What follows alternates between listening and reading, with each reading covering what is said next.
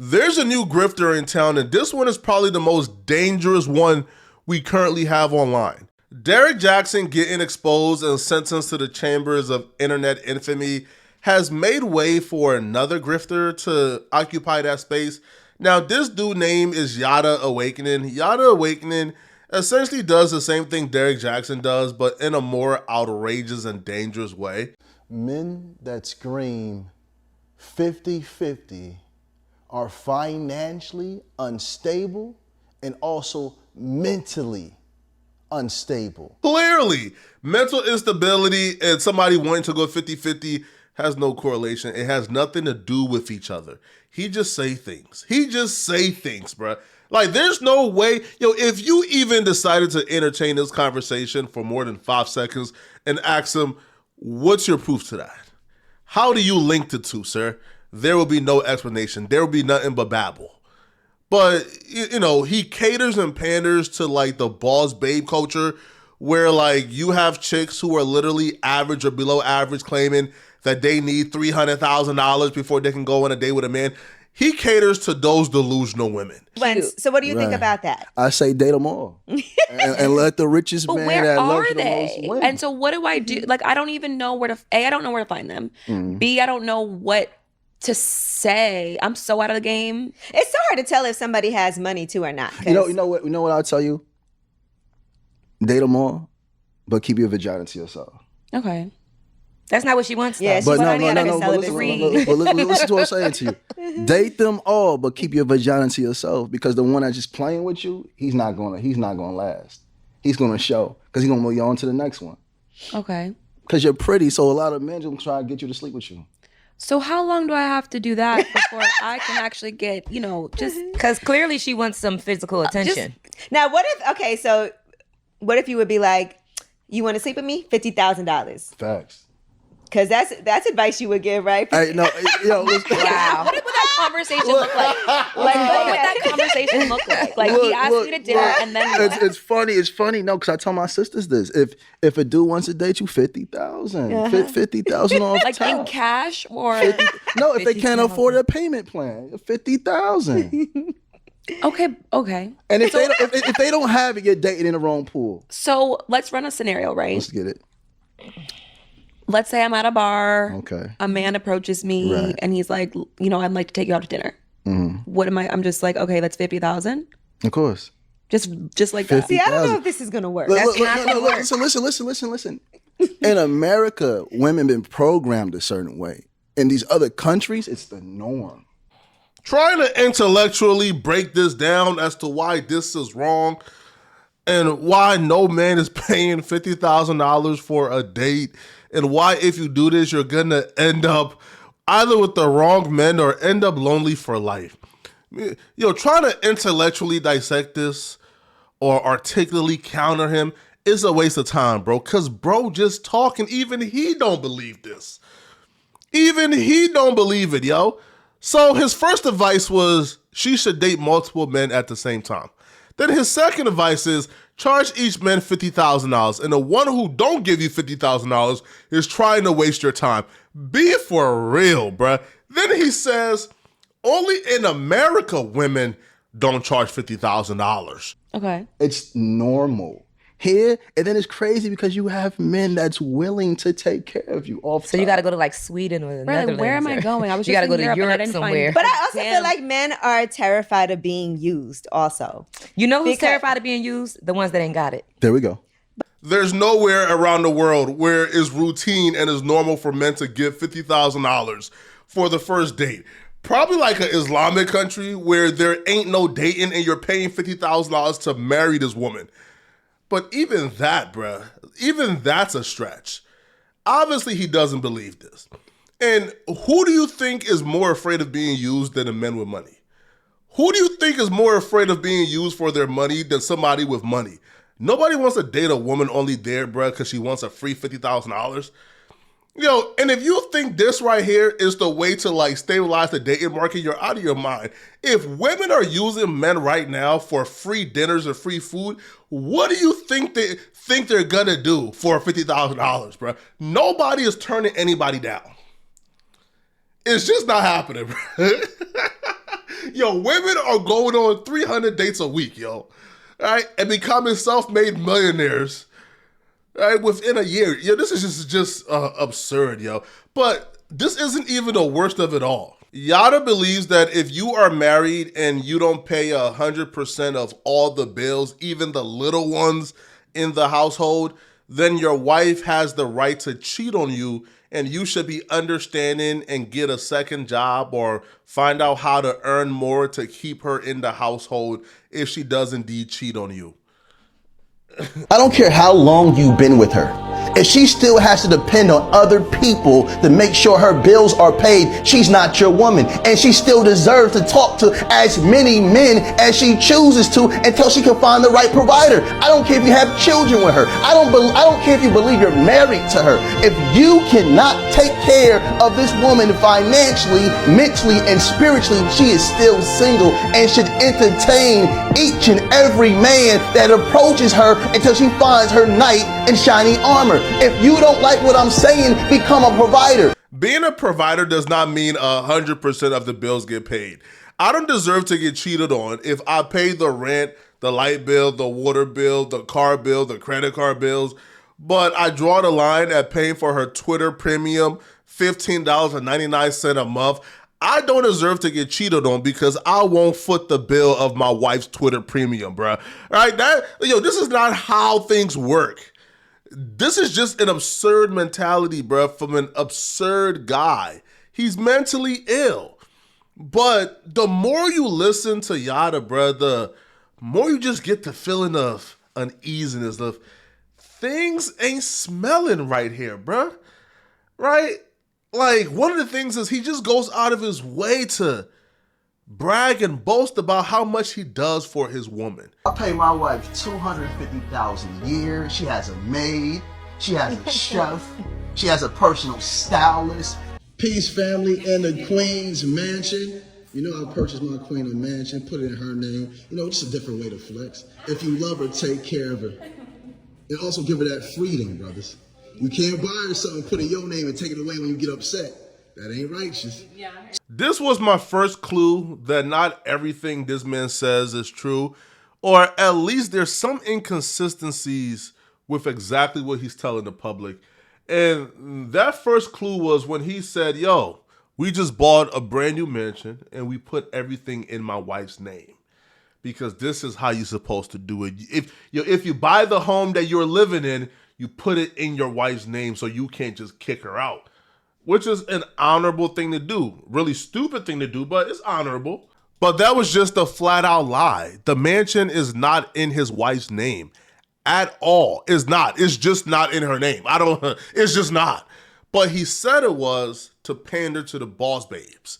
He says it to pander to women who believes that a man should cater to their every need, that a man's mission and job on earth, even a man who's not your man, who's not your husband, who's just the dude you're talking to, he needs to pay every bill you have, even if you guys only went on one date. Those are the women he's pandering to. His wife's name is Aja William Bex, and she is listed as a resident of both properties. Now, the property in question is this particular mansion right here. I'm not going to release the address because, I'm not going to dox this man because that's lame. But if you look at the property tax record for this particular address to find out whose name is on the record, like who owns it, right? Her name isn't listed as the owner. Now, this could very well be, they have a real estate company. The real estate company owns it, which is fine. I'm not contesting that they own these properties. I'm contesting the fact that because he wants to pander to a particular group of women, he lied. He lied and said, yo, the cribs is in my wife's name. No, hell, no. No, it's not. No, it's not. Asia is nowhere near this property, all right? Your company owns this property, a company that's owned by you. It's this tiny detail that made me realize, okay, I may have to dig deeper here, because what is he trying to overcompensate for? What is he pandering? We know he's short, right? We're all short, all right? We're all under 6 feet. But even this, I can't accredit to just short man syndrome. is something deeper. And I think I discovered exactly what it is. Yada panders to women this much because Yada has a history of abusing them. And if he goes this hard in favor of women, he's hoping to maybe have that history erased or forgiven. But we have to address exactly what that history is. Yada is a serial abuser with multiple cases of him hitting women with not just his hands, bruh. Now, if you get easily triggered, this is your trigger warning. Anything from this point forward is going to get really disturbing. So let's get into case 1. Yada was charged with 5 counts: aggravated assault family violence, aggravated assault family violence, criminal damage to property in a 2nd degree, cruelty to children in a 3rd degree, battery, family violence. At some point in May of 2017, Yada threw exercise equipment at his then wife, Shamik Yada. Now, this could be a dumbbell, or this could be something as light as, I don't know, bruh. All right, an ab roller. Who knows exactly what he threw, but whatever he threw apparently was deadly enough or serious enough to where if it's offensively used against the person, is likely to result in serious bodily injury. So whatever he thrown was serious enough to result in this charge. What you will see and realize as we read further is that this is not an anomaly. This is not just him getting mad in a spur of a moment and throwing a dumbbell or whatever he threw at his wife, which we will find out a little later exactly what that is. It's not a spur of the moment thing. No, this is a recurring thing he's being accused of doing. About a month later, sometime in June, on or about the 29th of June of 2017, he was accused of doing the exact same thing. Throwing an exercise equipment at Shamik Yada, causing serious bodily injury by throwing it at her. And at the time, that was his spouse, that was his wife. And I want the ladies to listen up. You know all that talk about putting things in his woman's name, so whenever they get mad, he can't just take it away from her. You know that, right? Well, apparently he has another way of taking things from them. He just damages it, right? Whenever he gets mad or upset, the things he bought you, the house, the car, well, he just breaks it beyond repair. Yada went ahead and threw the same exercise equipment he threw at her. He threw it at the vehicle at the house, damaging windshield, house windows, walls. Said damage exceeding $500. Now, this could be $300,000 in damages. We don't know. We just know that it exceeded $500, so they have to charge him with a crime. The worst part about all of this is Yada allegedly did this while his kid, under the age of 18 years old, was present to see and hear everything. A man who's so family oriented, bro, blacked out, lost his mind to where he assaulted his wife at the time, damaged the property, the house, while his child was there watching everything. Yo, do you know the amount of trauma this man just caused his kid? Yo, this is insane. But it didn't stop there, bruh. Count 5. Count 5. Yada did intentionally cause visibly bodily harm, red marks, and bruising to the person of Shamik Yada, said person being the present spouse of said accused. He threw keys and a lamp at her. Yo, do you know how? This coming out of a movie. A lamp? Homie, he was just reaching for anything. He was just reaching for anything to hit her with. Yo, this is disgusting, man. But it doesn't stop here, because there's another case we have to discuss. This appeared to be just an updated indictment. So this one was actually updated, on the 1st of February, 2019. Now, this was updated to include exactly what he threw at his wife. He threw a weight plate at his wife. A weight plate. So again, I don't care if the weight plate is 20 pounds, 10 pounds, 45 pounds, bruh. Those things hurt. Those things will hurt anybody, bruh. Yo, you treat an animal like this. You treat another man who's violent.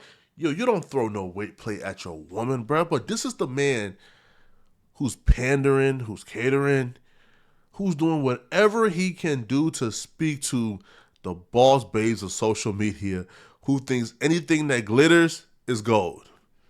They see his flashy lifestyle. They see, him professing to give his wife a lot of gifts. They think he's the perfect man. Come to find out, bro, you gotta endure a lot for those gifts behind the scenes. And now we're seeing exactly what you have to endure. But as bad as this is, which I think it's incredibly bad, this still isn't the worst of what Yada is out here doing. Yada has been out here telling people he's a biochemist for years with absolutely no proof of his credentials. Like, look at how sketchy he sounds explaining exactly where he went to school and how long he studied to be a biochemist. Now, like, as you watch this, also too, take into the account that he's talking to like actual like engineers. I believe my bro who asked this question, man, he's like a civil engineer, so he knows exactly what he's talking about. Yada, the scammer 101. And when it comes to relationships, I believe myself, I have mastered it because I follow the teachings of God. That's dope. That's dope. Now, when you say a biochemist, how long does it take one to be to actually, become a biochemist? It just depends because I studied in Senegal. Yeah, I studied in Senegal, West Africa. And I know you said you're from Nigeria, yes, also sir. West Africa. Yes, sir. Yeah, so I studied out there and I put a lot of work in, man. Years, brother. Years, brother. Yeah. So this is the one thing, right? Because where did you study and for how long did you study? That's a very simple question. If you were an actual biochemist, hey, yo, I studied, bruh, at Temple University for 7 years.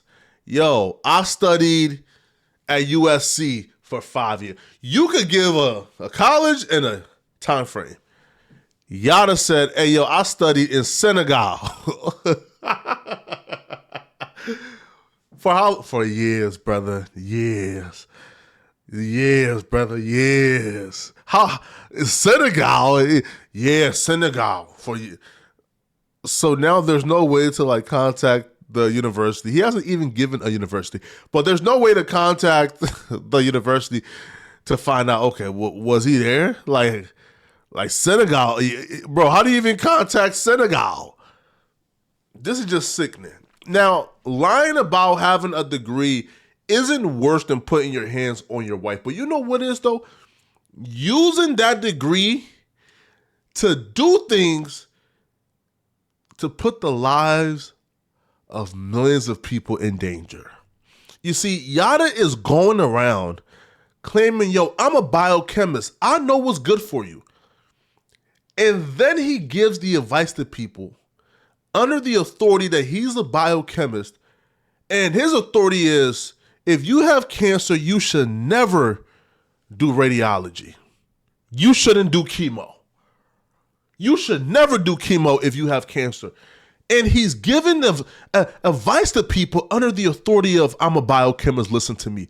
This advice is going to kill a lot of people. The worst thing for a cancer patient to do is go get chemo and radiation. Why? Because cancer is when the cells have mutate. What causes cells to mutate? Processed foods that's high in sugar, high in saturated fats, high in processed salts. We have to understand, when I say sugar, I'm not talking about natural sugar, I'm talking about processed sugar. Processed sugar is very dangerous because they isolate fructose and sucrose. They start to isolate things, which when you isolate natural things, they become toxic to the human body and very addictive, as we see with this processed sugar. So if we want to remove cancer from the body, we have to remove starches, we have to remove processed sugars, processed salts. Everything processed has to go. Apple of Eve is true. Please go grab a bottle before they try to make it illegal in America. All praises to the Most High. If you have cancer, don't take chemo. No, don't listen to the doctor. Don't take the chemo and the radiation. Don't do it. No. If you want to cure your cancer, I have some apple cider here. I have my own personal concoction that I created that I'm selling. Buy this to cure your cancer. They don't want you to have this. It's going to be illegal pretty soon in the United States because this is curing everybody. You should be locked up. This man should be in jail. Bro, what do you mean don't do chemo but come and buy my concoction I'm selling if you want to cure your cancer? Yo, this is just sick. It's disgusting. Yo, this is taking grifting to another level, yo, even the best of grifters, even the most grifting of grifters, I don't think they would feel comfortable selling a cancer treatment and telling people not to take chemo and radiation and to come and buy your cancer treatment instead. This is sad and disgusting, bruh. Y'all let me know in the comment section, man. What do you guys think about this? What do y'all think of Yada Awakening? And if you're still watching, man, click on this video somewhere on my screen, somewhere here, to find out about why Sharp crashed out on Almighty Suspect regarding their upcoming fight. Click on this video right here to find out what I'm talking about. I'm out of here, folks. Peace.